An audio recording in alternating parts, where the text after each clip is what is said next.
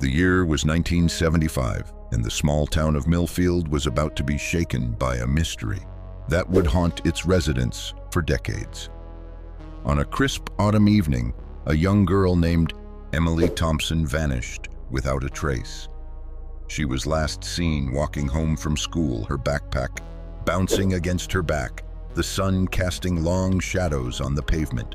The townsfolk searched high and low, combing through the dense woods that bordered the town, but Emily was nowhere to be found. Days turned into weeks, and the search parties dwindled. The whispers began. Some said she had run away, seeking adventure beyond the confines of Millfield. Others believed she had fallen, victim to something far more sinister. The truth, however, was far more elusive. As the years passed, Emily's disappearance became a ghost story, a cautionary tale told to children to keep them from wandering too far from home. But one fateful night, a group of teenagers decided to investigate the old Thompson house, now a crumbling relic of the past. They believed that if they could uncover the truth, they might finally put the restless spirit of Emily to rest. Armed with flashlights and bravado, they crept through the creaking front door, the air thick with dust and the scent of decay. The walls were adorned with faded photographs, remnants of a family that once thrived within these walls. As they explored, they stumbled upon a hidden trapdoor in the basement, its hinges rusted and reluctant to yield. With a collective breath, they pried it open, revealing a narrow staircase that descended into darkness. The air grew colder, and an unsettling silence enveloped them. They descended, their flashlights flickering against the damp stone walls, illuminating the remnants of a forgotten space. At the bottom, they found a small room, its walls lined with old newspapers and missing person flyers. Among them was a yellowed article about Emily Thompson, her bright smile frozen in time. But what caught their attention was a series of strange symbols scrawled across the walls, symbols that seemed to pulse with a life of their own.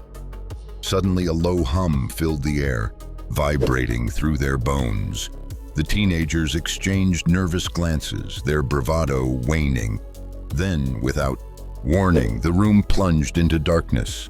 Panic set in as they fumbled for their flashlights, but the beams of light flickered and died, leaving them in a suffocating void.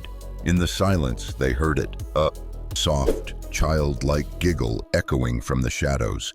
It was a sound that sent chills racing down their spines. They huddled together, hearts pounding, as the giggle morphed into a whisper, calling out for help. "Emily?" one of them dared to call, his voice trembling. The giggle stopped, replaced by a heavy silence that pressed down on them like a weight. Then a soft rustling came from the corner of the room. They turned, their flashlights flickering back to life, illuminating a figure standing just beyond the reach of their light. It was a girl, her hair disheveled, her clothes tattered. She looked just like Emily, but her eyes were hollow, devoid of life. "Help me," she whispered, her voice barely audible. The teenagers stumbled back, fear gripping them. They turned to flee, but the trapdoor slammed shut, trapping them in the darkness. The whispers grew louder, swirling around them, drowning out their screams. Hours later, the townsfolk would find the Thompson house abandoned, the trapdoor sealed tight. The teenagers were never seen again, their names joining Emily's in the annals of Millfield's dark history. To this day, the townsfolk speak of the house with hushed voices, warning their children to stay away. But sometimes, late at night, a soft giggle can be heard drifting through the trees, a chilling reminder that some mysteries are better left unsolved. And as the wind rustles through the leaves, one can't help but wonder what truly happened to Emily Thompson, and who or what still lingers in the shadows, waiting for the next curious soul to wander too close.